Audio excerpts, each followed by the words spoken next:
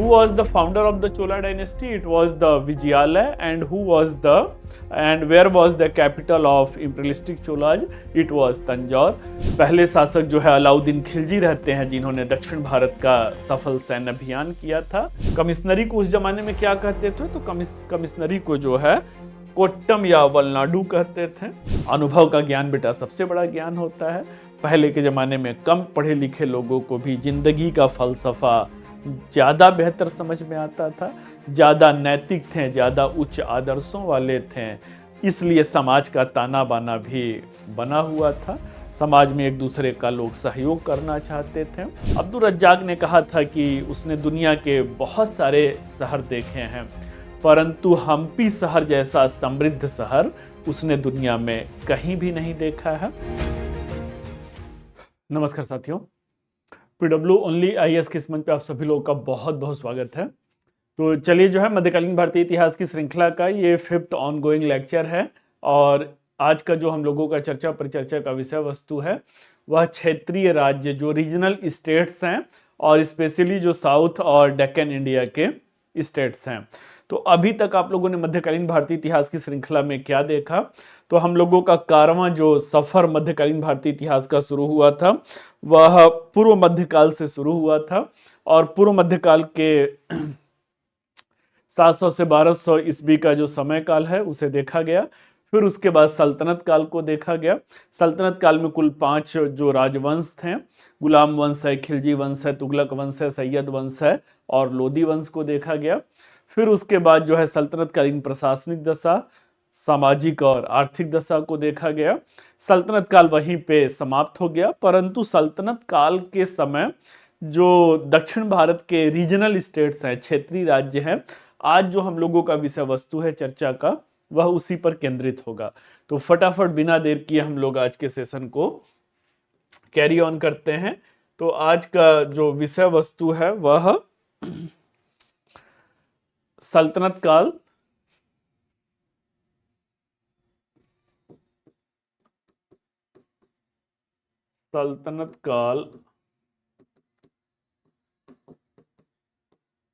क्षेत्रीय राज्य और इसमें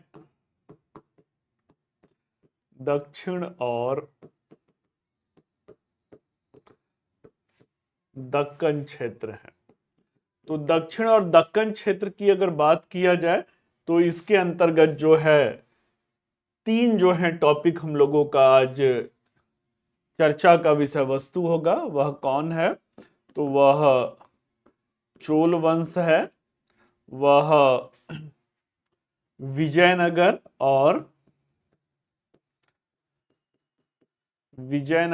साम्राज्य और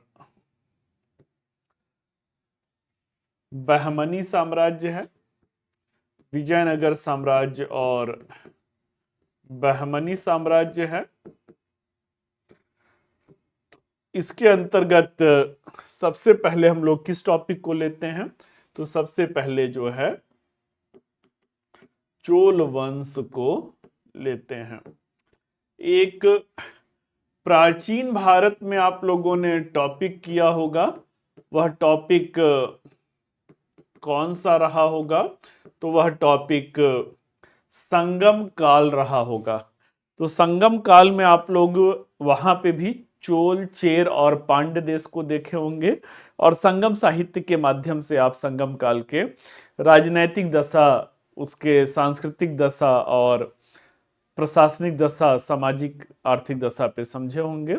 वहां पे शिलप्पाधिकारम एक प्रमुख ग्रंथ है जो चोल राज्य और पांड्य राज्य के ऊपर चर्चा कर रहा है। तो ये वो चोल नहीं है बेटा, वो प्राचीन काल वाले ये चोल नहीं है। उनसे अलग करने के लिए इन्हें क्या कहते हैं? तो उनसे अलग करने के लिए इन्हें जो है साम्राज्यवादी चोल भी कहा जाता है।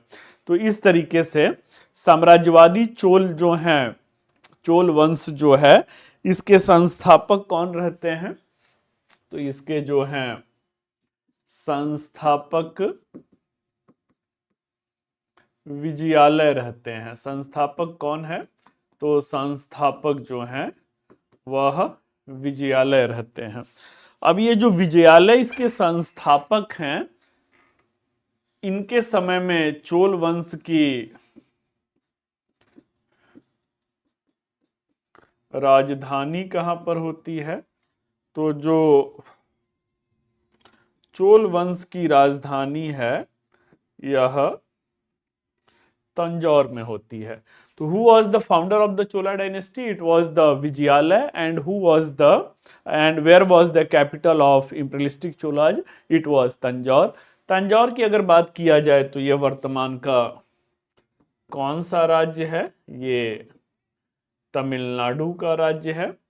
अब जो है चोल वंश में जो विजयालय हैं इनकी एक उपाधि हमें मिलती है, वह उपाधि नरकेसरी का भी मिलता है। यह उपाधि जो है नरकेसरी का भी मिलता है। तो ये तो कुछ बेसिक इंफॉर्मेशन हो गए। अगर चोल वंश के बारे में बात किया जाए तो चोल वंश में हमें दो प्रमुख शासक दिखते हैं।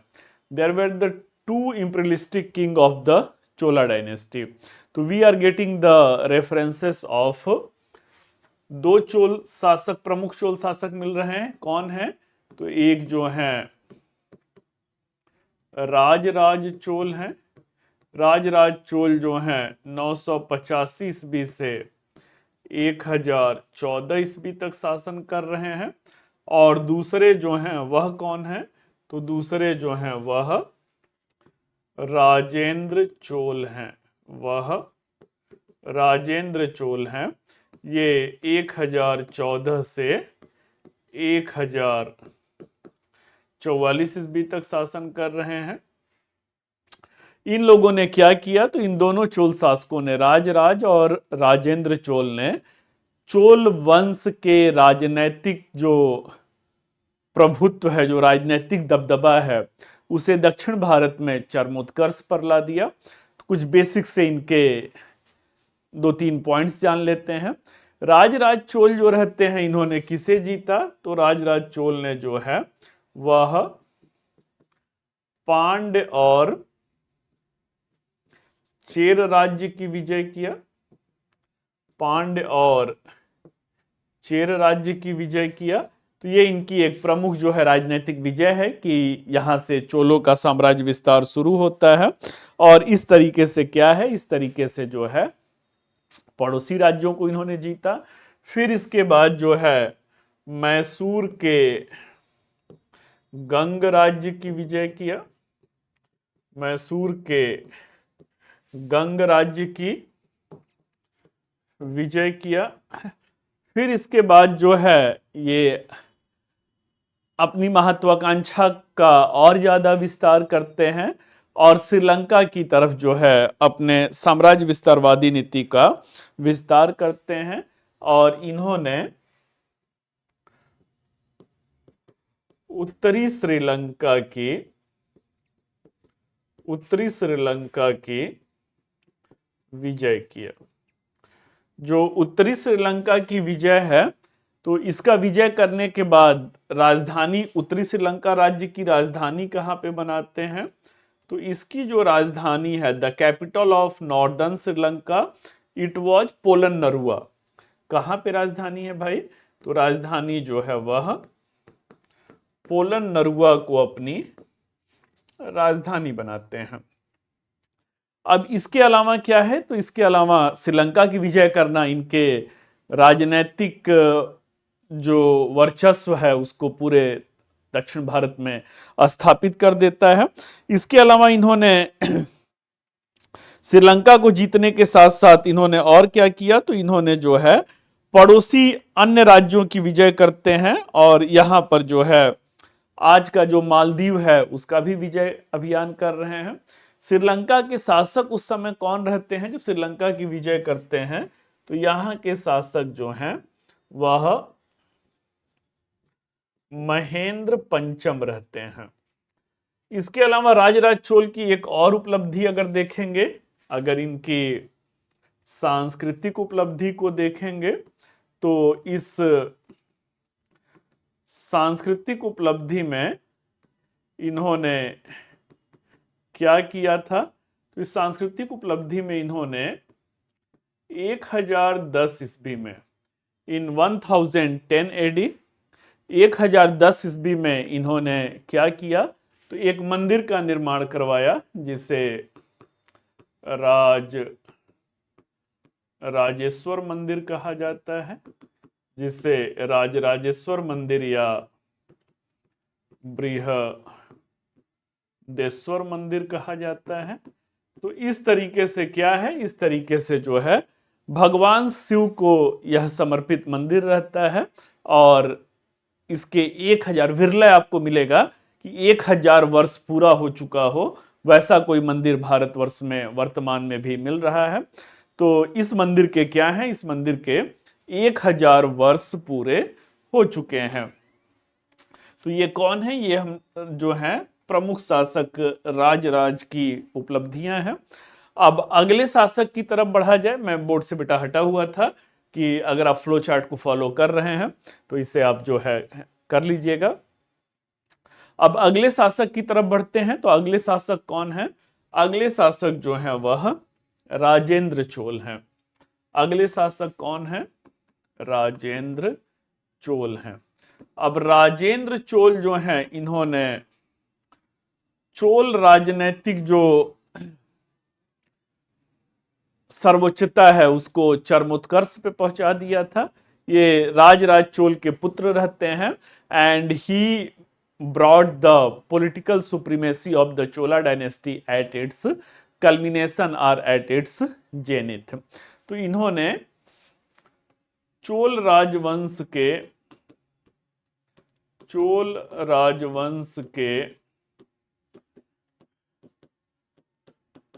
राजनैतिक गौरव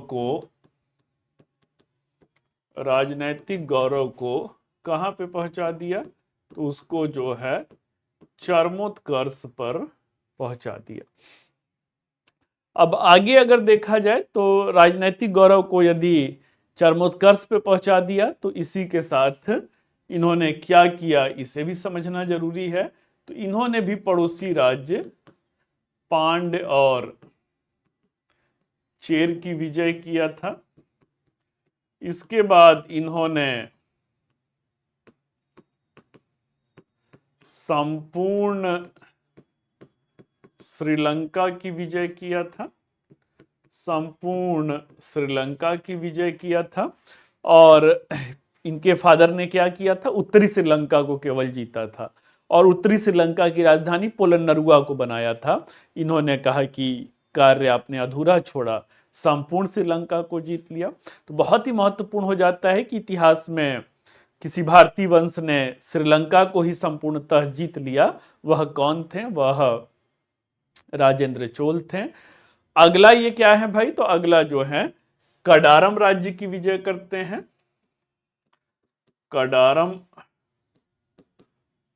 राज्य की विजय करते हैं और यह राज्य कौन सा है, तो यह जो है इंडोनेशिया के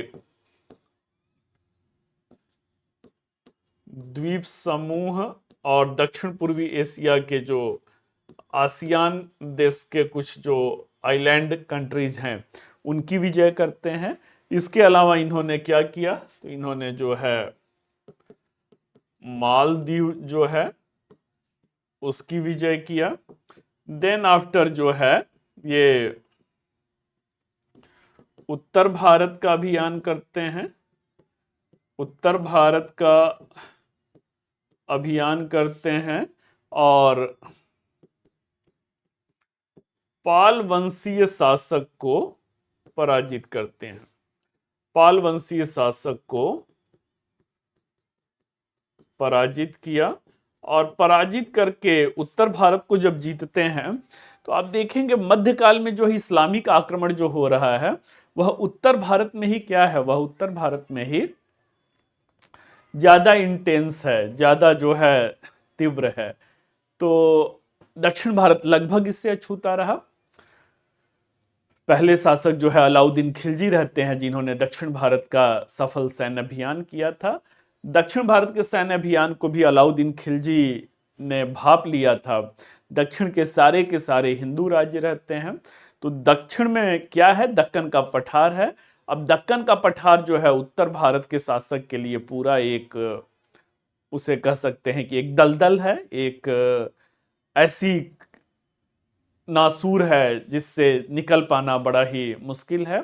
तो कुल मिला जुला करके क्या है, अलाउद्दीन खिलजी ने अपनी राजनीतिक दूरदर्शिता का परिचय देते हुए दक्षिण को जीतने के बाद भी उसे राजनीतिक रूप से स्वतंत्र ही रखा और केवल जो है आर्थिक लाभ पाने की नीति अपनाई थी।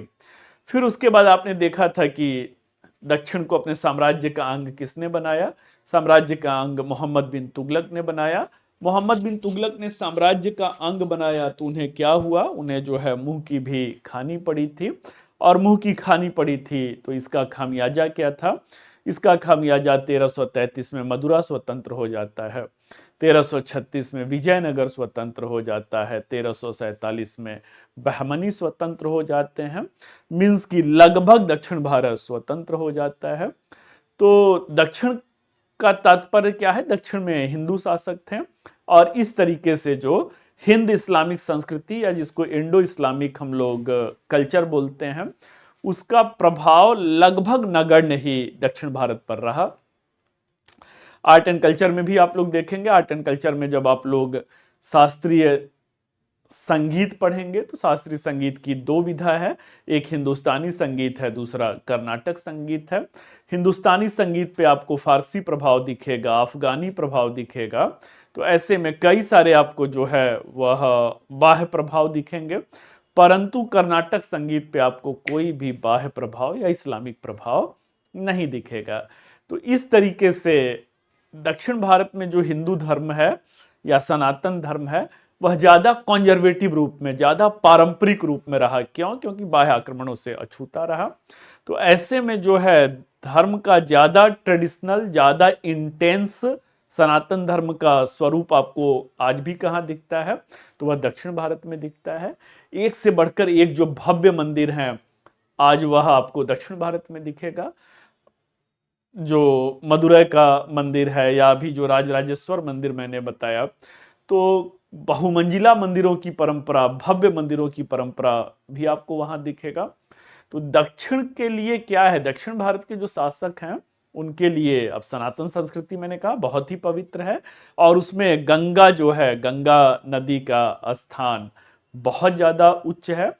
पतित पावनी गंगा कहा जाता है ऐसी नदी जिसके पानी से ही पापियों के, पानी के स्पर्श से ही पापियों के पाप धुल जाएं, तो उसे पतित पावनी गंगा कहते हैं। तीर्थ में बेटा कहा भी जाता है सारा तीर्थ बार बार, गंगा सागर एक बार। तो अब उत्तर भारत की विजय किसने किया है? राजेंद्र चोल ने किया है। राजेंद्र चोल ने जब उत्तर भारत की विजय किया तो इन्होंने गंगा के जल को धारण किया। गंगा के जल को धारण करके कौन सी उपाधि प्राप्त किया? तो उपाधि जो है वह गंगई कोंड चोलपुरम की उपाधि धारण किया। कौन सी उपाधि है? तो गंगई कोंड चोलपुरम की उपाधि धारण किया। तो there was the title of the Gangai Konda की, चोलपुरम की नहीं, गंगई कोंड की उपाधि धारण किया था। कौन सी उपाधि है? गंगई कोंड की उपाधि धारण किया। अब इसके बाद क्या होता है? तो इसके बाद जो है अगला जो है, इस गंगा के जल को धारण करने के बाद जो गंगा के जल से पवित्र करके एक नवीन शहर की नींव डाला। एक नवीन शहर की नींव डाला। अब ये जो नवीन शहर है उसका नाम क्या है? तो उसे जो है गंगई कोंड चोलपुरम शहर कहा गया। उसे क्या है? तो उसे जो है गंगई कोंड चोलपुरम शहर कहा गया। तो इस तरीके से जो है यह राजेंद्र चोल की अपनी राजनैतिक उपलब्धियां, राजेंद्र चोल की ये सांस्कृतिक उपलब्धियां और इसके पहले आपने राजराज चोल का देखा। तो यहां पर क्या है, यहां पर जो है एक दक्षिण भारत का अगर मैं मैप बनाऊं तो दक्षिण भारत के मैप में थोड़ा सा अगर समझने का प्रयास किया जाए तो यहां पर क्या है, यहां पर जो एक्सट्रीम साउथ है यह पांड्य राज्य है, यह पांड्य राज्य है। आज का जो ये केरला का क्षेत्र है यह जो है चेर राज्य है। और ये जो upper part of Tamil Nadu, lower part of Andhra Pradesh, यही क्या है, तो यही जो है चोल राज्य है।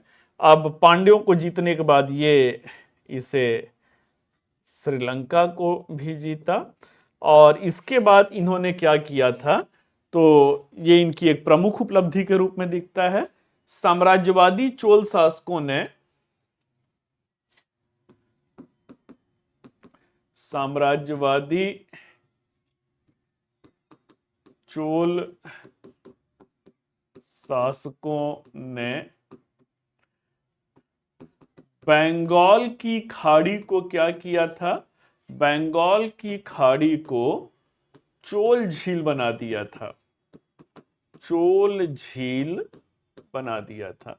मींस कि ये जो बंगाल की खाड़ी है इसे इतना ज्यादा इस पे इनका प्रभुत्व रहता है कि इसे चोल झील ही कहा जाने लगा था। अब यहां पे जो बंगाल की खाड़ी पर नियंत्रण है वह किस रूप में है, तो बंगाल की खाड़ी पर जो नियंत्रण का दृष्टिकोण है वह, जो बंगाल की खाड़ी पे इतना ज्यादा फोकस है वह क्यों है भाई, तो वह चीन के साथ निर्बाध व्यापार को स्थापित करने के लिए है।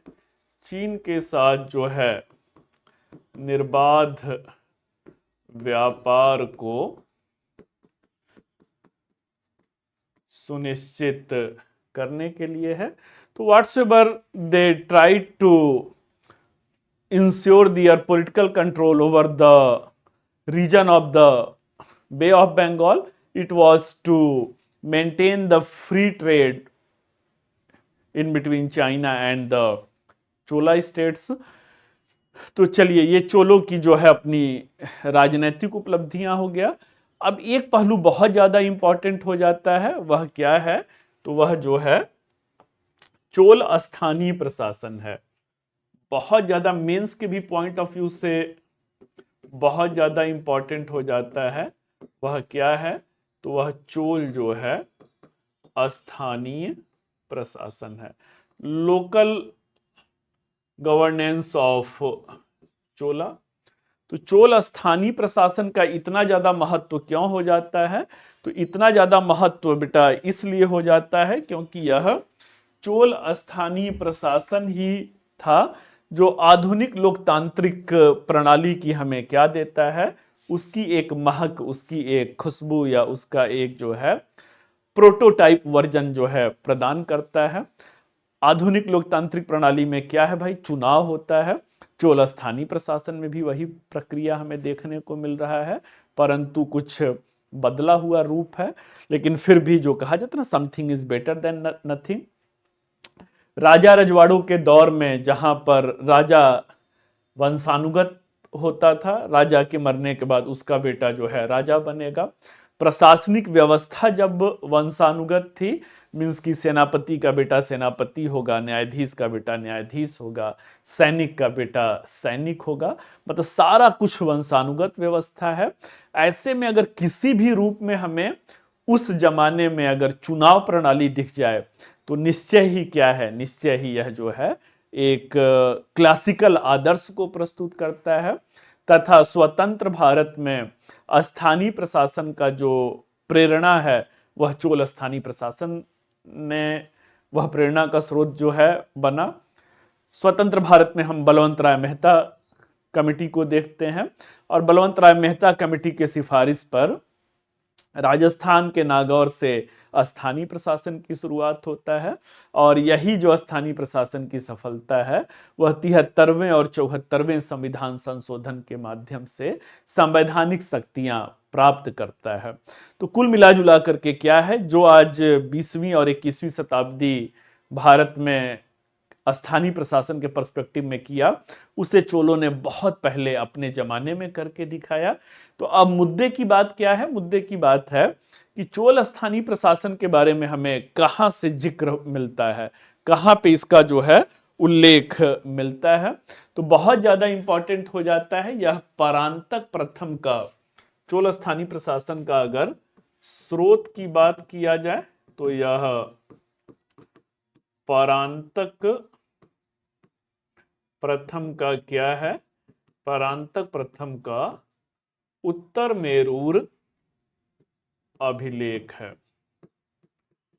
परांतक प्रथम का जो है क्या है? तो परांतक प्रथम का जो है वह उत्तर मेरूर अभिलेख है। तो we are getting the description of the Uthiramerur inscription of the Parantaka first for the broader information of the Chola local governance. तो चलिए, परांतक प्रथम का जो उत्तर मेरूर अभिलेख है ये 919 और 921 ईस्वी का है, और यहां से हमें चोल स्थानीय प्रशासन के संदर्भ में सूचना मिलता है। तो अब चोल स्थानीय प्रशासन के संदर्भ में थोड़ा सा देखा जाए तो संपूर्ण चोल साम्राज्य जो है, संपूर्ण चोल साम्राज्य किसमें बटा था? संपूर्ण चोल साम्राज्य जो है वह प्रांतों में बटा था। अब प्रांत को क्या कहते थे? तो प्रांत को जो है वह मंडलम कहा जाता था। फिर उसके बाद क्या था? तो प्रांत जो है वह नीचे जिलों का समूह, कमिश्नरी। जैसे आप लोग डीएम साहब बनेंगे, एक जिले का प्रधान बनते हैं, 4-6 साल डीएम साहब रहने के बाद आपका फिर प्रमोशन होता है और आप कमिश्नरी के, जो हर कमिश्नरी में बेटा जो है 5-6-4 कमिश्नरी पे डिपेंड करता है कितने जिले हैं, तो उतने जिले के हेड होते हैं। तो प्रांत के नीचे क्या है? प्रांत के नीचे जो है वह कमिश्नरी है। अब कमिश्नरी का जो प्रधान है, कमिश्नरी को उस जमाने में क्या कहते थे? तो कमिश्नरी को जो है कोट्टम या वलनाडु कहते थे। इसे जो है कोट्टम या वलनाडु कहते थे। कमिश्नरी के नीचे कौन है? तो इसके नीचे जिला है। जिला को क्या कहते थे? तो इसे जो है नाडु कहा जाता था। जिले को क्या कहते थे? जिले को नाडु कहा जाता था। अब प्रशासन की जो मौलिक इकाई है, प्रशासन की जो मौलिक इकाई है वह क्या था? तो मौलिक इकाई जो है वह ग्राम प्रशासन था, वह ग्राम प्रशासन था। तो प्रशासन की मौलिक इकाई क्या है? प्रशासन की मौलिक इकाई विलेज एडमिनिस्ट्रेशन है। अब चोल काल में हमें क्या दिखता है? तो चोल काल में हमें जो है 2 प्रकार के ग्राम दिखते हैं। 2 प्रकार के ग्राम दिखते हैं। पहला क्या है? तो पहला उर है, और दूसरा क्या है? तो दूसरा जो है वह सभा है। तो we are getting of the 2 types of village in Chola time period. अब उर क्या है भाई? तो उर जो है यह जन सामान्य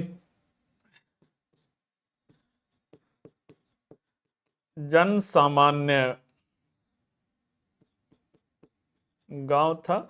कॉमन मैन जो विलेज होता था उसे उर कहते थे। ब्राह्मण वर्ग को जो दान दिया जाता था उसे सभा कहते थे। तो यह सभा क्या है? तो ब्राह्मण वर्ग को दान में दिया गया गांव है। तो इस तरीके से क्या है? इस तरीके से जो है उर और सभा दो प्रकार की जो है हमें प्रशासनिक इकाइयां देखने को मिलती हैं। ठीक है, अब क्या है, ब्राह्मण वर्ग को दान में दिया गया गांव। लैंड ग्रांट सिस्टम मैंने सामंतवाद के दौरान बताया था कि भूमि दान की प्रथा कब शुरू हुआ था। प्राचीन काल में सातवाहन काल में भूमि दान की परंपरा की शुरुआत हुआ था। बहुत ही पॉजिटिव इसका जो है ऑब्जेक्टिव्स था। भूमि दान किस लिए दिया जा रहा है, तो नवीन कृषि योग्य भूमि के विस्तार के लिए दिया जा रहा है, दूर दराज के क्षेत्र को कृषि योग्य बनाया जा सके। तो ऐसे में क्या है, अगर कृषि योग्य बनेगा तो सबकी जो कहा जाता है कि वो विन विन कंडीशन दोनों लोगों के लिए था। अगर नवीन कृषि योग्य भूमि है तो जो किसान है उसको खाद्यान्न उत्पादन उसकी जो है बढ़ेगा, और साथ ही साथ उसका एक हिस्सा राज्य को कर के रूप में मिलेगा, तो शाही राजकोष भी समृद्ध होगा। दूर दराज के क्षेत्र में यह भूमि दान दिया जा रहा है, तो अमूमन ब्राह्मण वर्ग को ही यह दान में दिया जाता था। क्यों? क्योंकि ब्राह्मण वर्ग धर्म के प्रधान है, धर्म के प्रमुख हैं। तो वो क्या करते थे, तो वो धार्मिक रूप से वहां के दूर दराज के क्षेत्र के जो स्थानीय लोग हैं उनकी स्वामी भक्ति को राजा के प्रति सुनिश्चित करने का दायित्व उन्हें दिया जाता था। साथ ही साथ क्या है, तो साथ ही साथ जो है वह राजा के देवत्व का सिद्धांत और अन्य जो धार्मिक जो परंपराएं हैं उसके अनुसार उन लोगों को, जनजाति लोग हैं या दूर दराज के क्षेत्र हैं, उनका राज्य के प्रति उनका श्रद्धा या सम्मान सुनिश्चित करते थे। और साथ ही साथ 3 लाइबिलिटी भी रहता था, जिसे मैं सामंतवाद में पहले ही चर्चा कर चुका हूं। तो आइए जो है अब हम लोग ये चोल जो ग्रामीण प्रशासन है वह कैसे हो रहा है उस पर जो है चर्चा किया जाएगा। तो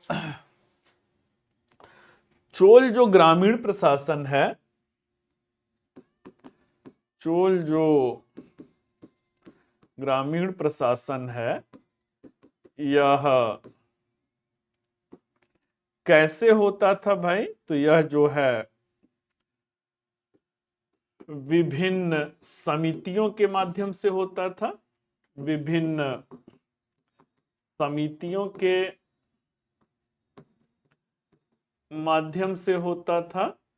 कुल कितने सदस्य चुने जाते थे, तो कुल जो है 30 सदस्य चुने जाते थे। इन सदस्यों का क्या होता था, इन सदस्यों का चुनाव होता था।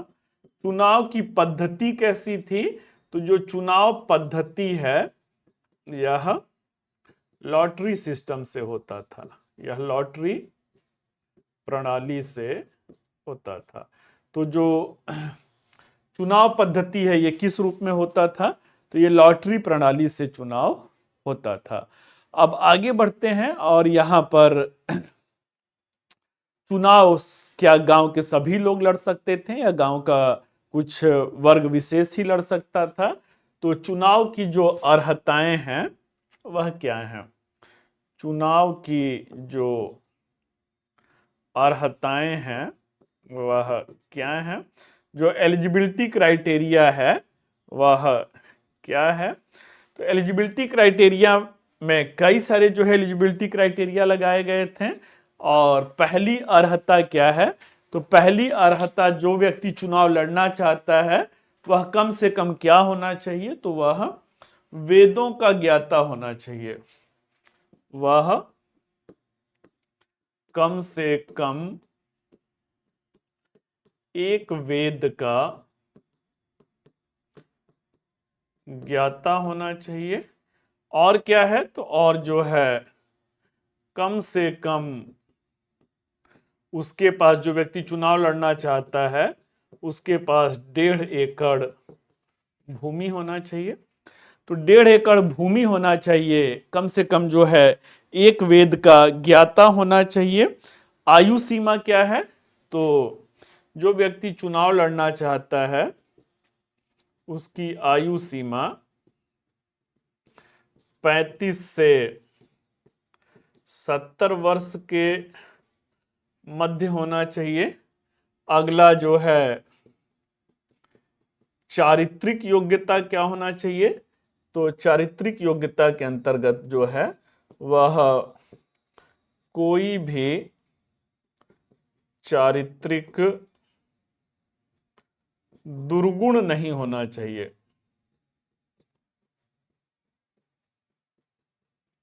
कोई भी चारित्रिक दुर्गुण जो है वह नहीं होना चाहिए। तो कोई भी कैरेक्टर जो है उसमें मतलब ऐसा नहीं होना चाहिए कि उसके ऊपर कोई भी आपराधिक मुकदमा चल रहा है या जो है कोई जो है बदचलन है या पर स्त्री के प्रति जो है, तो ऐसा कोई भी चारित्रिक उसके अंदर दुर्गुण नहीं होना चाहिए। तो ये सारी क्या है, ये सारी जो है एलिजिबिलिटी क्राइटेरिया है, एलिजिबिलिटी जो है कंडीशन है किसके लिए भाई, तो चुनाव लड़ने के लिए। अब जो लोग गांव के जो है इन सारे योग्यताओं को पूर्ण करते थे, अब क्या होता था, वह अपना अपना नाम देते थे। नाम जो है किसी गांव के बड़े वृक्ष के नीचे, जो छायादार वृक्ष है या कोई भी जो है गांव का जो सामूहिक स्थल है, वहां पे एक निश्चित दिवस कह दिया जाता था कि ग्रामीण प्रशासन से जुड़े प्रतिनिधियों का चुनाव होना है, वहां पे ग्रामीण समाज के लोगों को इकट्ठा होना है। तो जो भी लोग हैं जो चुनाव के योग्य हैं, वह स्थानीय प्रशासन में प्रतिनिधित्व चाहते हैं, तो उनके नाम को क्या किया जाता था, एक बड़े से किसी पात्र में, बर्तन में, उस जमाने में कागज था नहीं तो पत्ती पे है या किसी भी चीज पे वो नाम लिख करके उस बड़े से पात्र में रख दिया जाता था, तथा गांव के ही किसी अबोध बालक से, कम उम्र का कोई बच्चा है, उसे बुलाया जाता था। लॉटरी से जिसका जिसका नाम निकलता जाता था वह क्या है, तो वह जो है स्थानीय प्रशासन के लिए चुन लिया जाता था।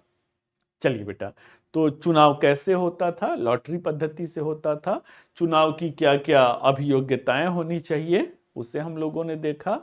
अब अगला मसला क्या है कि ये चुनाव कैसे होता था, तो विभिन्न समितियों के माध्यम से होता था। अब इन समितियों को क्या कहते थे, तो इन समितियों को वारियम कहा जाता था। इन समितियों को तमिल भाषा है तो इन्हें क्या कहा जाता था, वरियम कहा जाता था। जो कुछ प्रमुख समिति हैं वह कौन है, तो एन वरियम है, तोट्ट वरियम है, पोन्न वरियम है, पोन्न वरियम है, संवत्सर वरियम है, संवत्सर जो है वरियम है। तो ये सारे क्या हैं, ये सारे जो हैं कुछ प्रमुख समितियां हैं। अब जो है एन वरियम किसको कहते थे भाई, तो इनका जो है पोन्न वरियम जो है स्वर्ण समिति होता था जो मुद्रा का नियमन करता था। तोट्ट वरियम उद्यान समिति होता था। संवत्सर वरियम जो है यह वार्षिक समिति होता था जो वार्षिक कार्यों का पूरा लेखा जोखा रखता था। एन वरियम जो है यह गांव का तालाब समिति होता था। तो ये क्या है, ये सारी जो है चोलकालीन स्थानीय प्रशासन से जुड़ी हुई समितियां हैं। अब एक पहलू यहाँ पे ये जुड़ जाता है कि चोल स्थानीय प्रशासन का कुछ नकारात्मक पक्ष भी था। अगर मेंस में दे रहा है इस तरह का प्रश्न या प्री में ही अगर स्टेटमेंट बना रहे हैं कॉन्सेप्चुअल बेस्ड, तो हाँ इसके कुछ नकारात्मक पक्ष भी हैं। जैसे कि आप कहेंगे कि जो चुनाव प्रणाली है, लॉटरी पे आधारित जो चुनाव प्रणाली है, यह आधुनिक लोकतांत्रिक प्रणाली के मर्यादा के प्रतिकूल है।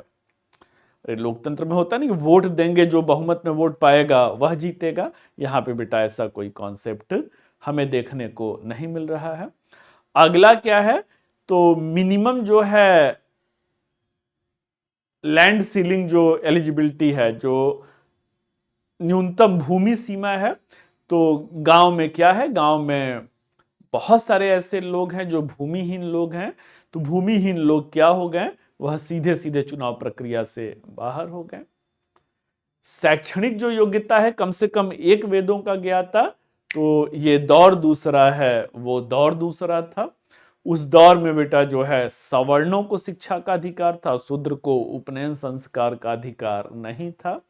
तो ऐसे, या सवर्णों में भी सारे लोग शिक्षित थोड़ी होते थे। तो गांव का एक व्यापक जो आबादी वर्ग है, अनुभव का ज्ञान बेटा सबसे बड़ा ज्ञान होता है। पहले के जमाने में कम पढ़े लिखे लोगों को भी जिंदगी का फलसफा ज्यादा बेहतर समझ में आता था, ज्यादा नैतिक थे, ज्यादा उच्च आदर्शों वाले थे, इसलिए समाज का ताना बाना भी बना हुआ था। समाज में एक दूसरे का लोग सहयोग करना चाहते थे। आज क्या है, आज जितना ज्यादा पढ़े लिखे हैं, जितना ज्यादा योग्य हैं, उतना ही नैतिक पतन है। तो कुल मिलाजुला करके शिक्षा की योग्यता से समाज के अगड़ी जाति, विशेष करके ब्राह्मण वर्ग का प्रतिनिधित्व ही सुनिश्चित हो रहा है।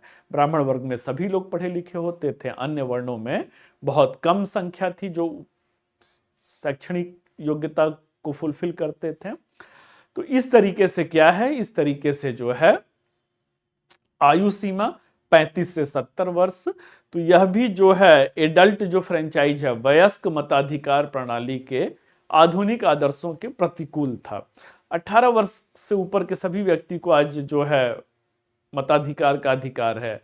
21 या समथिंग पॉलिटी में आप पढ़े होंगे, 25 साल में वह लोकसभा का चुनाव कुछ ऐसा है कि लड़ सकते हैं। तो यहाँ पे कुछ वैसा हमें नहीं देखने को मिल रहा है। काफी एल्डरली पीपुल्स को ही इसमें भागीदारी का जो है वह अवसर मिल पा रहा है। तो ये सारे कुछ क्या हो गए, ये सारे कुछ जो है नकारात्मक पक्ष भी इससे जुड़े हुए हो गए। क्लियर है। अब आइए जो है अब अगले यूनिट की तरफ बढ़ते हैं। अगला यूनिट हम लोगों का क्या है, तो अगला यूनिट जो है वह विजयनगर साम्राज्य है। वह विजयनगर साम्राज्य है। विजयनगर साम्राज्य 1336 से 1650 ईस्वी के मध्य रहता है। 1336 से 1650 ईस्वी के मध्य रहता है। सल्तनत काल में आप लोगों ने देखा था कि सल्तनत कालीन शासक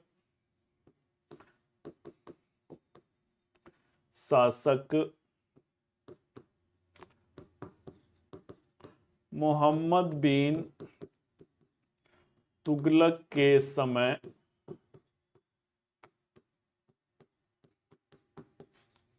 सर्वाधिक कितने विद्रोह हुए थे, तो सर्वाधिक 36 विद्रोह हुए थे। तो there were total 36 revolts which took place during the time scenario of Mohammad bin Tughlaq. तो सबसे ज्यादा विद्रोह किसके समय में हुआ था, मोहम्मद बिन तुगलक के समय में हुआ था। अब ये जो मोहम्मद बिन तुगलक के समय में ये विद्रोह है, तो इसमें 1333 ईस्वी में कौन स्वतंत्र हुआ, 1333 ईस्वी में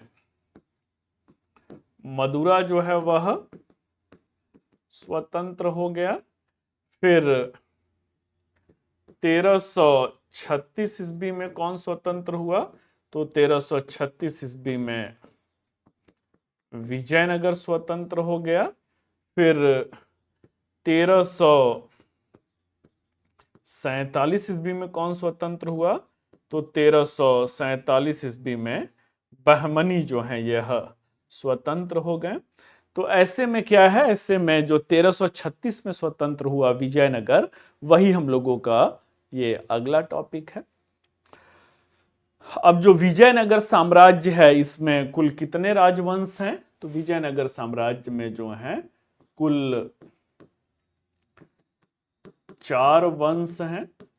जैसे कि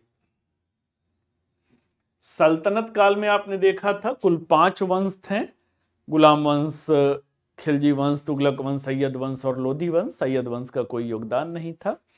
वैसे ही आप मौर्योत्तर काल, प्राचीन काल में पढ़े होंगे। मौर्योत्तर काल में कुल 8 वंश रहते हैं, 4 विदेशी आक्रमण हुआ रहता है, 4 देशी राजवंश रहते हैं।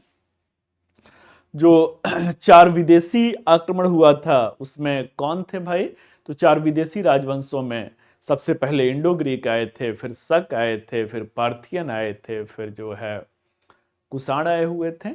चार देशी राजवंशों में मगध क्षेत्र में शुंग वंश और कण्व वंश थे। उड़ीसा में जो कलिंग उस जमाने में हुआ करता था वहां पे चेदी वंश था, और दक्कन क्षेत्र में सातवाहन, तो सातवाहन वंश था। तो कहने का अर्थ क्या है कि किसी काल विशेष में कई राजवंश होना, ये विजयनगर काल में ऐसा नहीं है कि अकेली घटना है, इतिहास में कई दौर में ऐसा हमें देखने को मिल रहा है। तो जो कुल 4 वंश हैं, इसमें कौन कौन से वंश हैं भाई? तो इसमें जो है पहला जो है वह संगम वंश है, पहला संगम वंश है। दूसरा जो है वह सालू वंश है, सालू वंश है। तीसरा जो है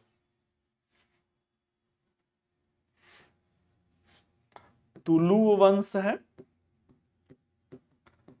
तुलु वंश है। और चौथा जो है वह कौन है? तो चौथा जो है वह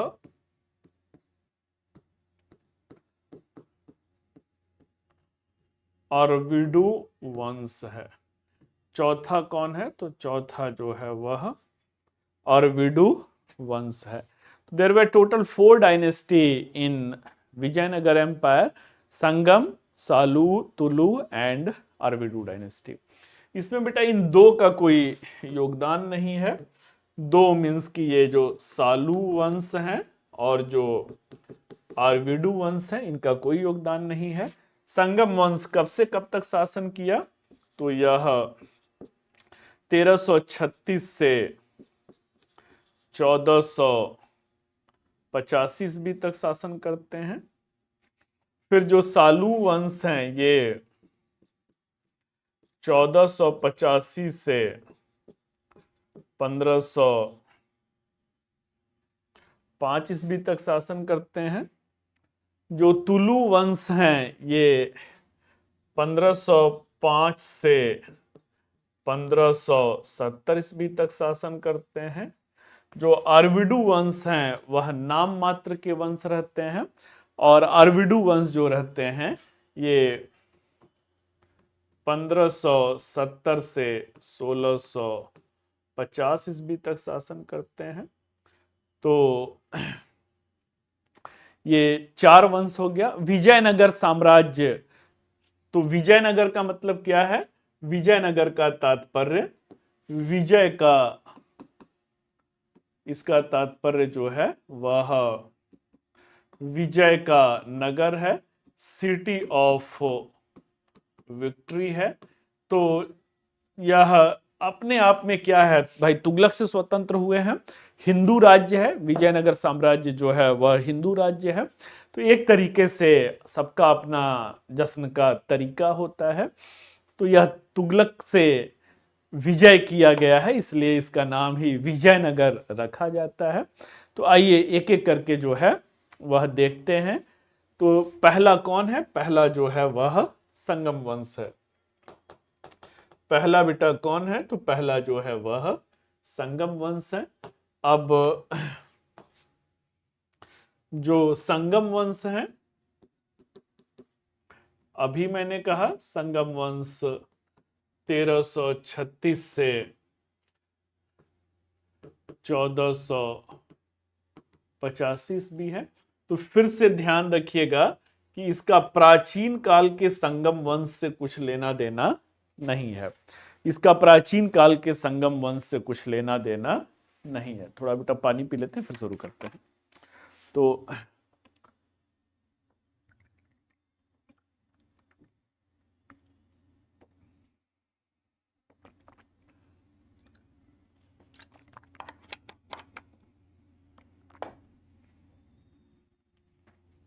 यस, तो प्राचीन काल के संगम वंश से कुछ लेना देना इसका नहीं है। तो ये संगम वंश जो है इसके संस्थापक कौन रहते हैं? तो इसके जो संस्थापक हैं वह हरिहर और बुक्का नामक जो दो भाई हैं, तो there were the twin brother Harihara and Bukka who led the foundation of Sangama dynasty और द विजयनगर एम्पायर। तो विजयनगर साम्राज्य का संस्थापक कहा जाए तब भी हरिहर और बुक्का दो भाई हैं। विजयनगर में बेटा पहला वंश संगम वंश है, तो अगर मध्यकालीन संगम वंश का संस्थापक कहा जाए तो ये भी हरिहर और बुक्का हैं। संगम वंश के संस्थापक हरिहर और बुक्का हैं। इसकी राजधानी कहाँ पे रहती है? तो राजधानी जो है प्रारंभ में क्या था? तो प्रारंभ में राजधानी तो अनेगोंडी रहता है। प्रारंभ में राजधानी जो है वह अनेगोंडी रहता है, तथा बाद में यह राजधानी जो है कहां बन जाता है? तो बाद में जो है विजयनगर, बाद में विजयनगर की राजधानी जो है वह हम्पी बन जाता है। हम्पी कहाँ पे है? यह कर्नाटक में है। यह श्रवणबेलगोला का नाम आप चंद्रगुप्त मौर्य के समय में सुने होंगे। जो चंद्रगुप्त मौर्य रहते हैं वह जैन संत भद्रबाहु के साथ पाटलिपुत्र से जो 12 वर्षीय अकाल पड़ा था उसके समाधान के लिए जैन संत भद्रबाहु के साथ मगध से कहाँ गए थे? श्रवणबेलगोला गए थे। तो वही मध्यकाल का क्या है? वही मध्यकाल का हम्पी शहर है। चलिए भाई, अब इनके जो हैं गुरु कौन रहते हैं? हरिहर और बुक्का जो हैं इनके गुरु कौन है? तो इनके गुरु जो हैं वह सायण है और विद्यारण्य है। सायण जो रहते हैं इन्होंने गुरु इनके विद्यारण्य रहते हैं। सायण जो है इन्होंने वेदों पर टीका लिखा हुआ था। इन्होंने वेदों पर टीका का मतलब होता है कि किसी भी विषय वस्तु को सरल तरीके से समझने के लिए उसे फिर से लिखा जाना। तो जैसे कि मध्यकाल में अकबर के समय में तुलसीदास जी रहते हैं, उन्होंने रामचरितमानस, तो समय समय पर टीकाएं लिखी जाती रहती हैं। जैसे स्मृति साहित्य है तो स्मृति साहित्य का भी आगे चल करके जो है टीकाएं लिखा गया। तो चलिए भाई, अब ये कुछ बेसिक इंफॉर्मेशन हो गया किससे रिलेटेड? संगम वंश से रिलेटेड। राजधानी हो गया, संस्थापक हो गए, और इसके साथ साथ जो है कौन इनके गुरु रहते हैं वह हो गया। अब संगम वंश के प्रथम जो है प्रतापी शासक कौन है? प्रथम जो है योग्य शासक हमें कौन दिखते हैं? तो इस वंश के एक शासक देवराय प्रथम है। इस वंश के संगम वंश के एक शासक देवराय प्रथम रहते हैं। देवराय प्रथम जो है इस समय काल में क्या होता है? तो जैसे आप लोगों ने त्रिपक्षी संघर्ष देखा हुआ था वैसे ही क्या हुआ था? वैसे ही विजयनगर बहमनी संघर्ष हुआ था। क्या हुआ था? विजयनगर और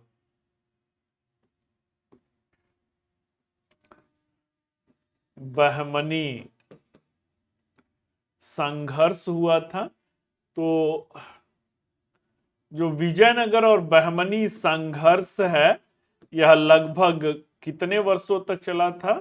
तो यह संघर्ष जो है लगभग 200 वर्षों तक चला था। यह संघर्ष जो है लगभग 200 वर्षों तक चला था। संघर्ष का कारण क्या रहता है भाई?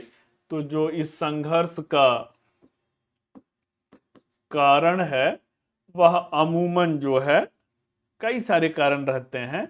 वह रायचूर दोआब के लिए हुआ था। दोआब मतलब दो नदियों का क्षेत्र है। अब दो नदियों का क्षेत्र कौन है? तो कृष्णा और तुंगभद्रा नदी के लिए हुआ था। रायचूर दोआब जो है यह कृष्णा और तुंगभद्रा नदी के मध्य का क्षेत्र है। और यह क्या है?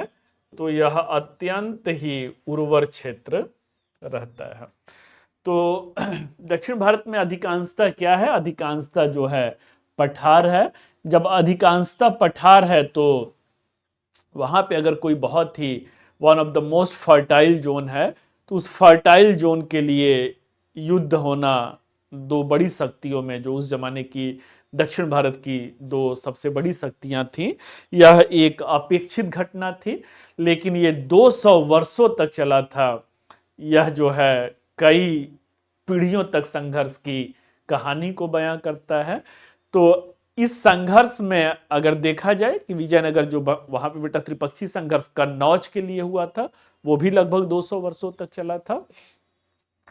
तो त्रिपक्ष यहां पे जो विजयनगर बहमनी संघर्ष है, तो देवराय कौन है, देवराय प्रथम है। अब देवराय प्रथम जो रहते हैं, इनका मुकाबला किससे होता है, तो इनका मुकाबला जो है वह बहमनी शासक फिरोज शाह बहमन से होता है। तो देवराय प्रथम का अगर समय काल में इंटरेस्टेड है तो ये समय काल 1406 से 1422 ईस्वी तक का समय काल है। और देवराय प्रथम को बहमनी शासक बहमनी शासक ने इनको हराया था, फिरोज शाह बहमन ने क्या किया था, तो फिरोज शाह बहमन ने इनको देवराय प्रथम को पराजित किया था। और पराजित करने के बाद क्या होता है, देवराय प्रथम की पुत्री से विवाह किया था। तो ये एक प्रमुख जो है फैक्चुअल इंफॉर्मेशन है। Firoz Shah Bahman who defeated to Devaraya first in Vijayanagar Bahmani conflict, and then after he married to the daughter of Devaraya first.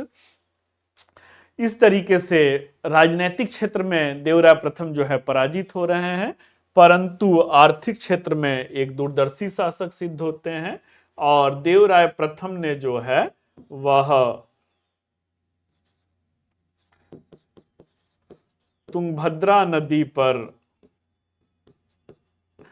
एक बांध का निर्माण करवाया था। ये आईएएस में क्वेश्चन पूछा हुआ है। आगे चल करके कृष्णदेवराय को भी देखेंगे। कृष्णदेवराय ने भी क्या किया था, यहां पर एक बांध का निर्माण करवाया हुआ था। अगला क्या है भाई, तो अगला जो है देवराय प्रथम के अंतिम मुद्दा क्या है, तो देवराय प्रथम के समय काल में ये बहुत ही इंपॉर्टेंट है। इटली के यात्री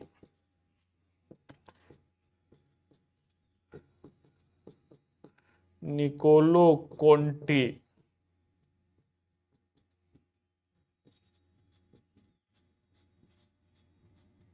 भारत आए थे। तो Italian traveller Niccolo Conti who visited the Vijayanagara empire during the time scenario of the Devaraya first. तो चलिए जो है इसमें बांध वाला भी प्रश्न पूछा हुआ है। पीसीएस में बेटा जो ये आईएएस में पूछा है, तुंगभद्रा नदी पर जो बांध बनवाया था, पीसीएस में ये फिरोज शाह बहमन ने उन्हें पराजित किया है, ये वाला भी पूछा है। और ये वाला प्रश्न तो कई बार, जो कोई भी विदेशी यात्री किसके समय में आए हैं, जैसे प्राचीन काल में आपने देखा होगा चीनी यात्री फाहयान है, वेनसोंग है, इत्सिंग है, या पूर्व मध्य काल में मैंने अरब यात्री सुलेमान के बारे में बताया था। फिर वो जो है अल बरूनी जो है गजनवी के समय में आया हुआ था, सुलेमान जो है गुर्जर प्रतिहार शासकों के समय में आया हुआ था। तो ये सारा समय समय पर पूछते रहते हैं। अब देवराय प्रथम के बाद अगले जो महत्वपूर्ण शासक हैं वो कौन है, तो अगले महत्वपूर्ण शासक जो हैं वह देवराय द्वितीय रहते हैं। तो देवराय प्रथम के बाद कौन है, देवराय द्वितीय है। 1422 से 1446 तक शासन किया था। 1422 से 1446 ईस्वी तक शासन किया था। देवराय द्वितीय हु रूल्ड सिंस 1422 टू 1446। अब देवराय द्वितीय ने पिता की हार का बदला लिया और इन्होंने विजयनगर बहमनी संघर्ष में बहमनी शासक फिरोज शाह बहमन को पराजित किया था। फिरोज शाह बहमन को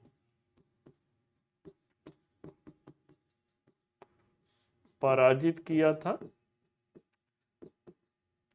बहमनी शासक जो है फिरोज शाह बहमन को इन्होंने क्या किया, उन्हें जो है पराजित किया था। अगला क्या है, तो अगला इन्होंने कई सारी उपाधियां धारण किया हुआ था। जो देवराय द्वितीय हैं इनकी कई सारी उपाधियां हैं। कौन सी उपाधि है भाई, तो इन्होंने जो है इमाड़ी देवराय की उपाधि धारण किया। अगला जो है वह प्रौढ़ देवराय की उपाधि धारण किया और अगला जो है वह गज बेटकर की उपाधि धारण किया। इन्होंने गज बेटकर की उपाधि धारण किया। देवराय द्वितीय जो रहते हैं वह अपनी सेना में बड़े पैमाने पर मुस्लिम सैनिकों को जो है भर्ती किए थे। तो ये एक क्या है, ये एक प्रमुख जो है इंपॉर्टेंट जो है वह पॉइंट बन जाता है। इन्होंने एक ग्रंथ महानाटक सुधानिधि की रचना किया था। इन्होंने एक ग्रंथ किसकी रचना किया था, तो महानाटक सुधानिधि की रचना किया था। और इनके समय काल में कौन आया था, तो इनके समय काल में जो है वह ईरानी राजदूत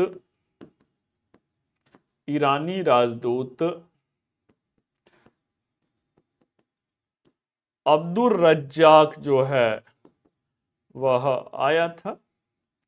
ईरानी राजदूत अब्दुल रज्जाक आया था और अब्दुल रज्जाक ने हम्पी शहर की जो है बहुत ज्यादा प्रशंसा किया था। अब्दुल रज्जाक ने कहा था कि उसने दुनिया के बहुत सारे शहर देखे हैं परंतु हम्पी शहर जैसा समृद्ध शहर उसने दुनिया में कहीं भी नहीं देखा है। तो ये इनका जो है एक अचीवमेंट को दिखाता है देवराय द्वितीय के शासनकाल। और उस समय में विजयनगर की जो समृद्धि है वह, एक होता है बेटा ना कि अपने मुंह मियां मिट्ठू बनना, कि आप अपनी बड़ाई खुद कर ले रहे हैं। दूसरा होता है कि आपकी बड़ाई जो है कोई दूसरा करे। तो एक विदेशी यात्री, ईरानी यात्री अगर कह रहा है दुनिया में सबसे खूबसूरत शहर है, तो ये विजयनगर की अपनी जो है आर्थिक समृद्धि को बयां करता है।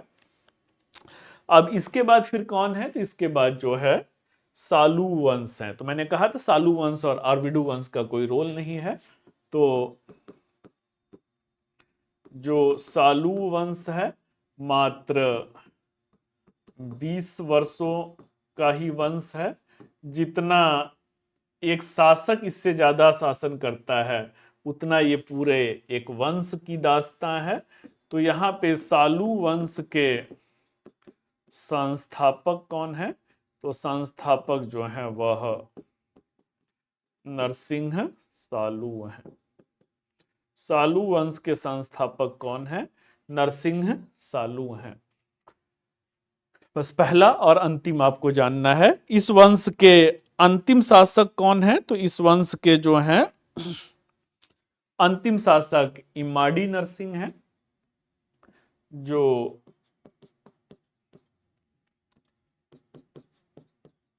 अंतिम शासक हैं वह कौन है, तो अंतिम शासक जो है वह इमाड़ी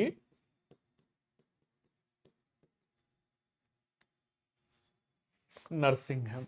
अंतिम शासक कौन है, इमाड़ी नरसिंह है। तो चलिए संगम वंश हो गया, सालू वंश हो गया। अब कौन है भाई, तो अब जो है तुलु वंश की बारी है। किसकी बारी है, तो तुलु वंश की बारी है। तुलु वंश के संस्थापक कौन है, तुलु वंश के संस्थापक कौन है? तो तुलु वंश के संस्थापक जो हैं वीर नरसिंह हैं। कौन है? वीर नरसिंह है। वीर नरसिंह नरसा नायक के पुत्र रहते हैं और वीर नरसिंह ने ही क्या किया था? इमाड़ी नरसिंह की हत्या किया और इनकी हत्या के बाद जो है इन्होंने तुलु वंश की नींव रखा। मींस की एक तरीके से अगर आप देखें तो सालू वंश किस रूप में है? सालू वंश जो है वह आया राम और गया राम, मतलब आते हैं और फिर चले जाते हैं। तो इसके बाद जो है कौन आते हैं? तो तुलु वंश के, या इसे संपूर्ण विजयनगर साम्राज्य का कह सकते हैं। तो संपूर्ण विजयनगर साम्राज्य के सबसे शक्तिशाली और योग्य शासक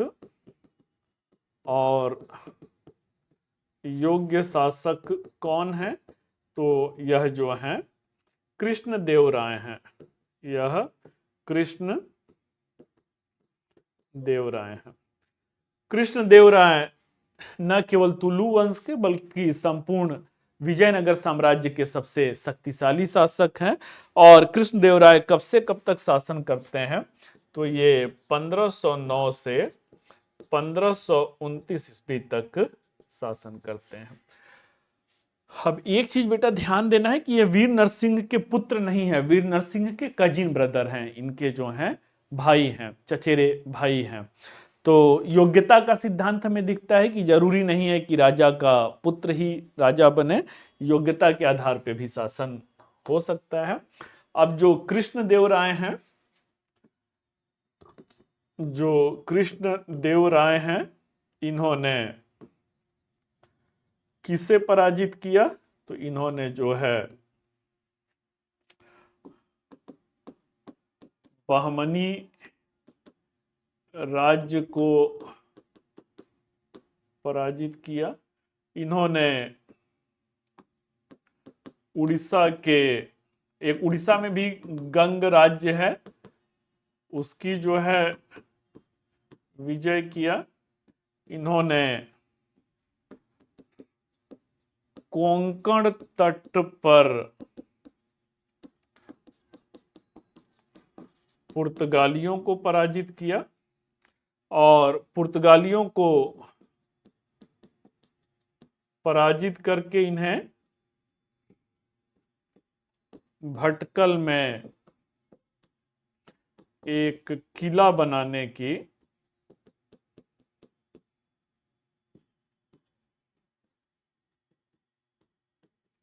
अनुमति दी। इन्हें भटकल में क्या है? भटकल में एक किला बनाने की जो है वह अनुमति दिया था। इसके साथ साथ कृष्णदेव राय जो रहते हैं, इन्होंने कुछ सांस्कृतिक कार्य भी किए हैं। जैसे कि इन्होंने कई सारे मंदिरों का निर्माण कराया। जो मंदिर हैं वह गोपुर मंदिर है, हजारा मंदिर है और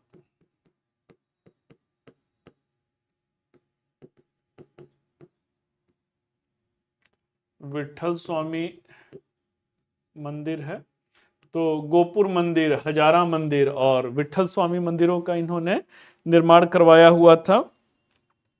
कृष्णदेव राय जो रहते हैं, इन्होंने साहित्य को भी संरक्षण दिया था और कृष्णदेव राय का समय काल जो है, इनका समय काल तेलुगु साहित्य का क्या है? तो तेलुगु साहित्य का स्वर्ण काल है। तेलुगु साहित्य का स्वर्ण काल है। कृष्णदेव राय के बेटा मोस्ट इंपॉर्टेंट है, कृष्णदेव राय के समय काल में इनके दरबार में कौन निवास करता था? तो दरबार में जो है अष्ट दिग्गज निवास करते थे।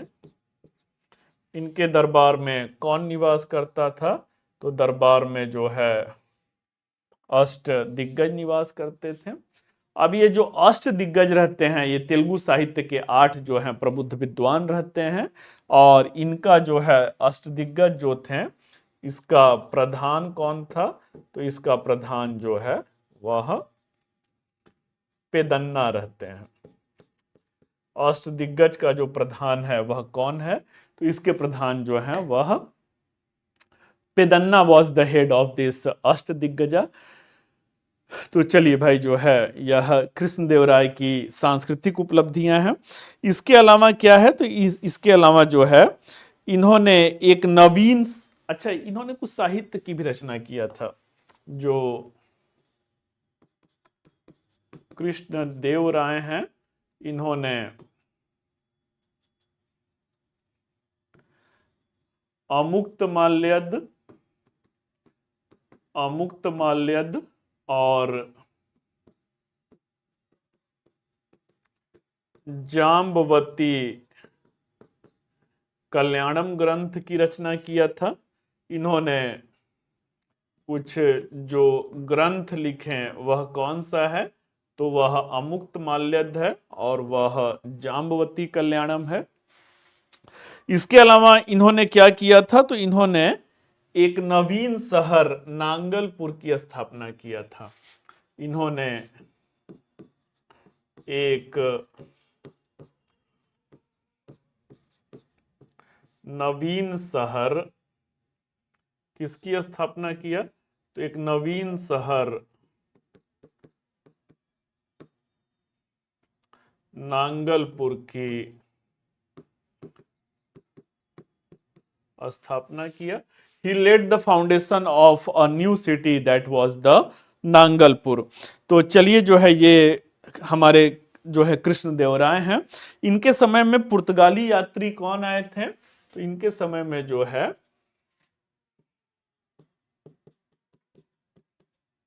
पुर्तगाली यात्री डोमिंगो पायस और डुआर्टो बारबोसा आए थे। कौन आए थे? तो डोमिंगो पायस है और डुआर्टो बारबोसा है। ये वही जो है डुआर्टो बारबोसा है जो एक बड़ा ही अद्भुत वर्णन करता है। डुआर्टो बारबोसा कहता है कि जो गुजरात के शासक महमूद बेगड़ा हैं, वह सर्प का विष लेते थे और कहते हैं कि सर्प का विष लेने के कारण वह विष पुरुष हो गए थे। विष पुरुष मीन्स की पॉइजनस हो गए थे। तो इस तरीके से क्या है, इस तरीके से उनकी ख्याति पॉइजनस मैन, मतलब इनके ऊपर, महमूद बेगड़ा के ऊपर यदि कोई मक्खी भी बैठ जाता था तो वह सर्प विष के कारण फूल करके, स्वेलिंग होकर के मर जाता था। तो डुआर्टो बारबोसा का ये आपने वर्णन देखा। अब इसके बाद एक शासक कौन आते हैं?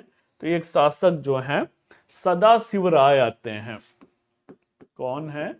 सदाशिव राय आते हैं। सदाशिव राय के शासनकाल में, इनके शासनकाल में वास्तविक सत्ता किसके पास होता है? तो वास्तविक सत्ता जो है वह इनके मंत्री राम राय के पास होता है। तो जो एक्चुअल पावर है, it was existing, it was consisting in the hand of Rama Raya. तो राम राय जो रहते हैं वो चतुर रहते हैं, चालाक रहते हैं। बहमनी संघ है, बहमनी संघ में 5 हैं। बरार है, बीदर है, बीजापुर है, अहमदनगर है, गोलकुंडा है। उनमें आपस में ही उन्हें लड़वाते रहते थे। ऐसे में क्या होता है? ऐसे में जो है 1565 ईस्वी का समय है। 1565 ईस्वी का समय है और इस 1565 ईस्वी में एक युद्ध होता है। उसे राक्षस तांगड़ी का युद्ध कहते हैं, या उसे जो है एक ही युद्ध का कई नाम है। उसे पन्नर हट्टी का युद्ध कहते हैं, या उसे जो है ताली कोटा का युद्ध कहते हैं। तो जो राक्षस तांगड़ी का युद्ध है, या जो बन्नरहट्टी का युद्ध है, या जो ताली कोटा का युद्ध है, ये कब लड़ा गया? 1565 ईस्वी में लड़ा गया। और इस युद्ध में बहमनी संघ जो है, बहमनी संघ ने मिलकर क्या किया? ने मिलकर विजयनगर की निर्णायक पराजय किया। विजयनगर राज्य की निर्णायक पराजय हुआ। और इसी के बाद क्या होता है? इसी के बाद विजयनगर राज्य का पतन शुरू हो जाता है। जो पतन शुरू हो जाता है तो आरवीडू वंश क्या है? आरवीडू वंश जो है वह नाम मात्र का वंश रह जाता है, एक औपचारिकता रह जाता है। तो यहाँ पे एक प्रश्न और पूछता है कि जो विजयनगर संघ है इसमें कौन है? तो इसमें जो है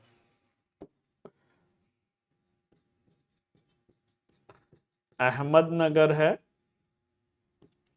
बीदर है, बीजापुर है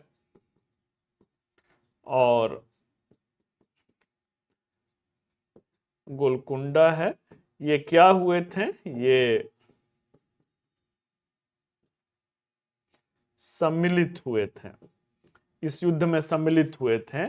ये बहुत ही मोस्ट इंपॉर्टेंट है।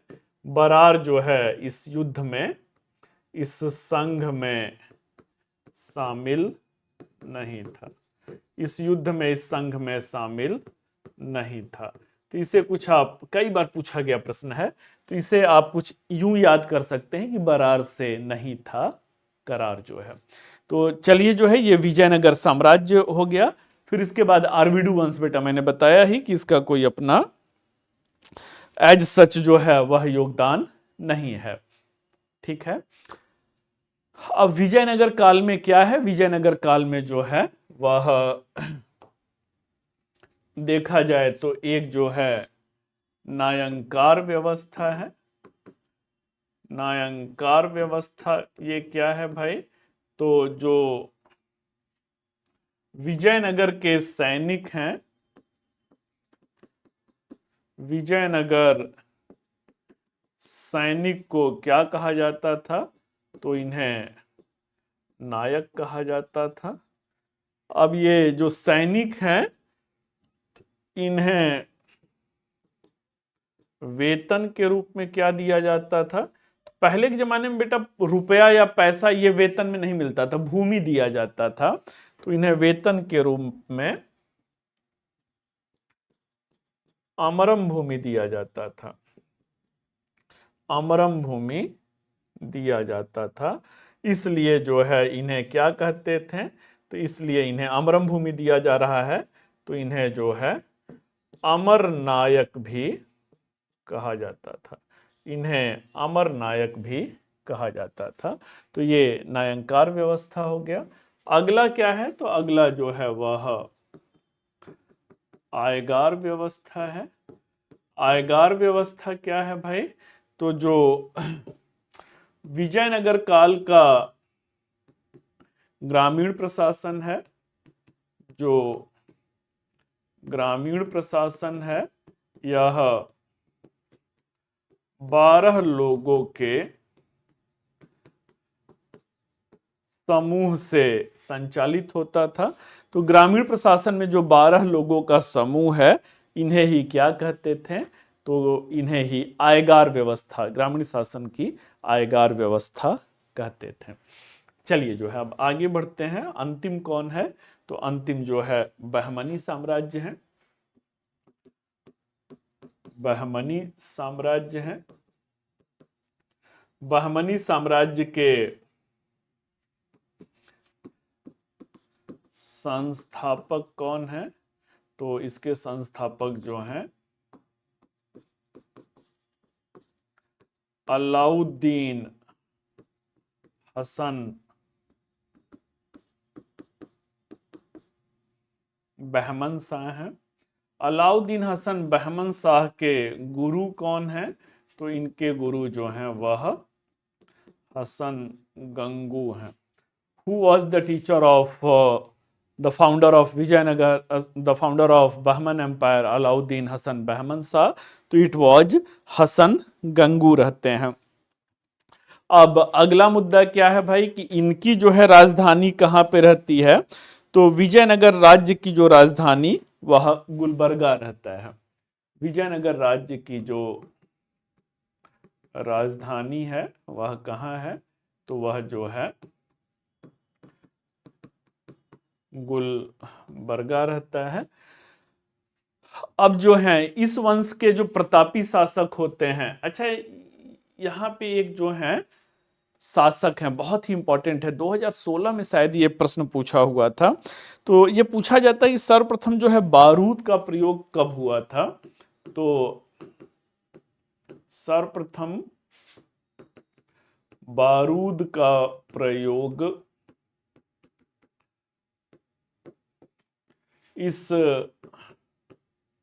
समय काल में किसने किया था? तो इस समय काल में मोहम्मद प्रथम के समय में हुआ था। अब कान खोल के बेटा सुनना है, कान खोल के सुनना है मीन्स कि सर्वप्रथम जो है वह तोप का प्रयोग कब हुआ था? तो सर्वप्रथम तोप का प्रयोग बाबर के समय में हुआ था।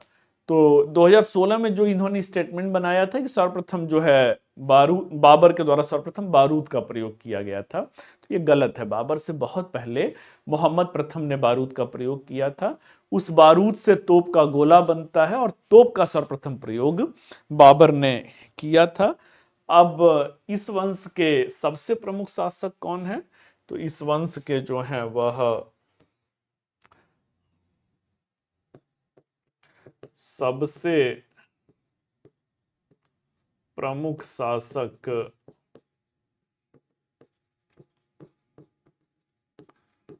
फिरोज शाह बहमन है।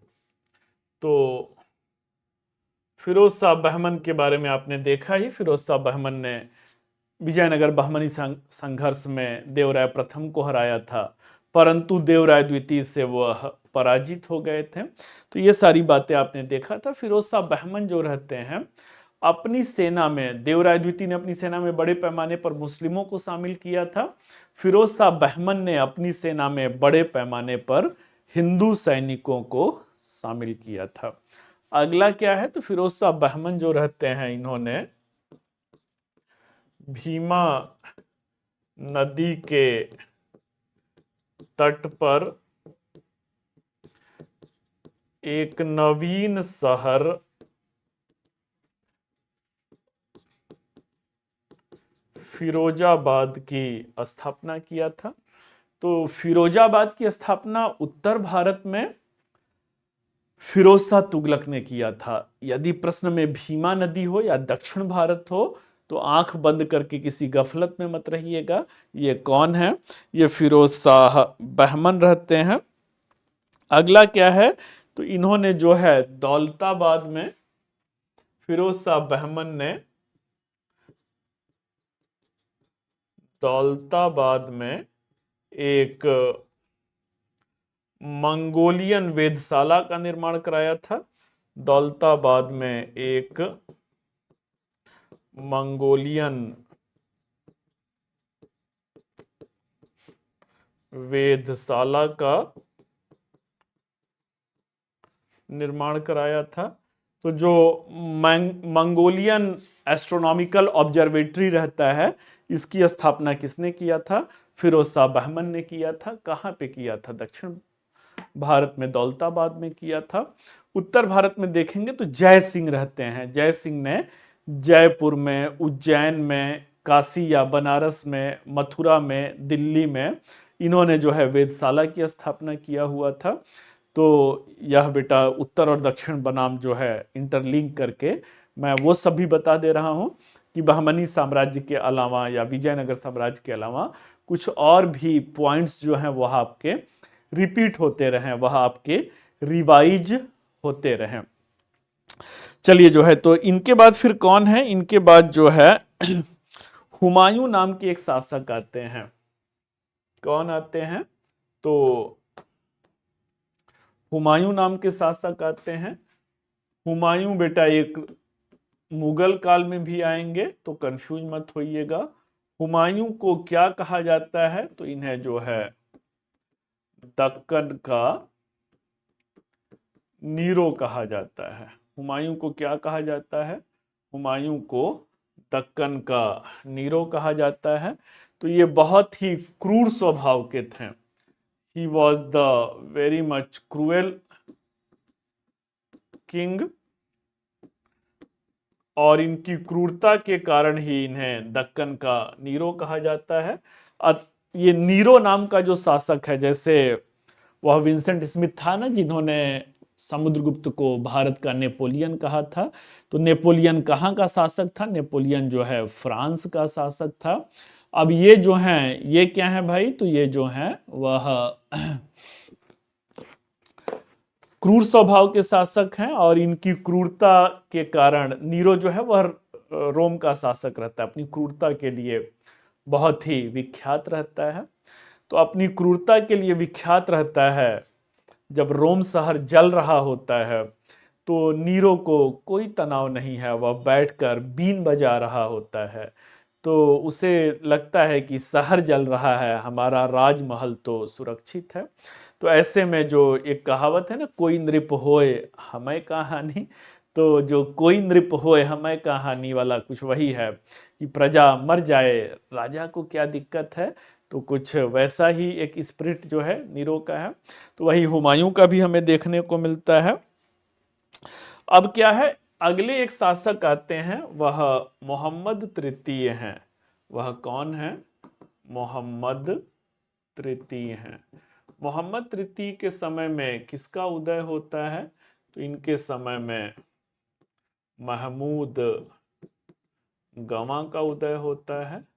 और महमूद गवां जो रहता है, यह क्या करता है, तो महमूद गवां जो है, इसने बहमनी साम्राज्य को, इसने बहमनी साम्राज्य को चरमोत्कर्ष पर पहुंचा दिया। अपनी योग्यता से इसने, महमूद गवां ने बहमनी साम्राज्य को अपने चरमोत्कर्ष पर पहुंचा दिया। ये बेटा एक दास रहता है महमूद गवां। तो आप मध्यकाल में दासों को देख रहे हैं कि वह काफी योग्य होते थे, काफी सामर्थ्यवान होते थे। तो बहमनी साम्राज्य को अपने चरमोत्कर्ष पे लाता है। जब व्यक्ति आगे बढ़ता है, जीवन में प्रगति करता है और सामान्य पृष्ठभूमि से आगे बढ़ता है, तो उसके कई आलोचक भी हो जाते हैं। तो कुछ वैसा ही क्या है, कुछ वैसा ही महमूद गवां की प्रतिभा, उसकी सफलता से दरबार के ही कुछ लोग जीलस हैं, ईर्ष्यालु हैं, और वह षड्यंत्र करते हैं तथा झूठे आरोप में क्या करता है, झूठे आरोप में मोहम्मद तृतीय ने महमूद गवां को फांसी दे दिया। इसे जो है फांसी दे दिया। महमूद गवां की फांसी के बाद से ही क्या होता है, फांसी के बाद से ही बहमनी साम्राज्य का पतन शुरू हो जाता है। बहमनी साम्राज्य का पतन शुरू हो जाता है। और बहमनी साम्राज्य क्या होता है, तो ये 5 भागों में विभाजित हो जाता है।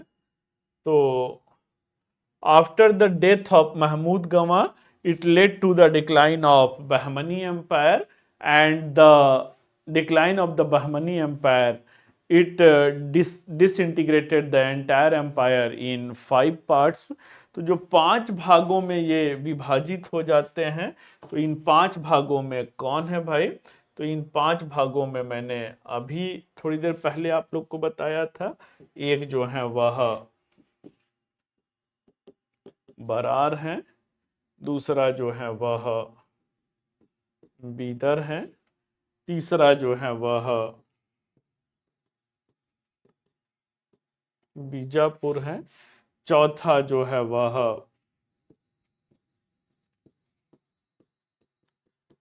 अहमदनगर है, और पांचवा जो है वह गोलकोंडा है। तो चलिए जो है ये 5 भागों में बहमनी साम्राज्य का विभाजन हो जाता है, और विभाजन के साथ ही जो है बहमनी साम्राज्य का पतन होता है। इसी का फायदा सदाशिव राय के जो मंत्री रहते हैं, राम राय, वह ले रहे होते हैं। ये विभाजित बहमनी को, चूंकि सारे के सारे मुस्लिम हैं, तो इनको आपस में ही लड़ा रहे थे। अब वो क्या करते हैं, वह मिल जाते हैं केवल बरार को छोड़कर, और अंततः क्या होता है, अंततः जो है इनका पतन तालीकोटा के युद्ध में विजयनगर साम्राज्य का ही वह पतन कर देते हैं। तो ये फाइनली हम लोग देख लेते हैं कि अगर ऑन मैप बात किया जाए तो ऑन मैप जो है विजयनगर और बहमनी साम्राज्य कहां पे है। तो विजयनगर जो है ये कर्नाटका का जो क्षेत्र है, ये विजयनगर साम्राज्य है। और बहमनी की अगर बात किया जाए तो बहमनी ऊपर है, ये जो महाराष्ट्र, आंध्रा, तेलंगाना का जो क्षेत्र है, ये बहमनी साम्राज्य है। अब इसी में इन लोगों का रायचूर दोआब को लेकर के संघर्ष होता है, और इसमें विजयनगर का पलड़ा भारी है तो कभी इनका पलड़ा भारी है।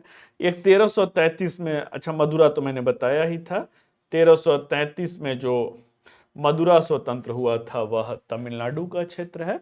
तो चलिए बच्चों, जो है आज का जो हम लोगों का सेशन है वह मध्यकालीन भारतीय इतिहास, मध्यकालीन भारतीय इतिहास में सल्तनत काल, और सल्तनत काल में जो क्षेत्रीय राज्य में दक्षिण भारत और जो दक्कन है उसे हम लोगों ने सफलतापूर्वक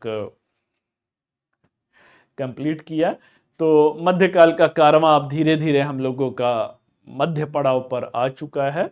पूर्व मध्यकाल और सल्तनत काल हम लोग कर चुके हैं। अब अगला जो हम लोग अगले क्लास में मिलेंगे तो मुगल वंश के सानिध्य में जो मध्यकालीन इतिहास है वह अपने चरमोत्कर्ष पर पहुंचेगा। तो इसी तरीके से हम लोग जो मध्यकाल की कहानियां हैं, रोचक कहानियां हैं, रोचक जो कॉन्सेप्ट हैं, उसे आगे बढ़ाते रहेंगे। जुड़े रहिए आप लोग PW ओनली IAS के मंच के साथ। जल्द मिलते हैं अगले वीडियो में। Till then, all the best, thank you.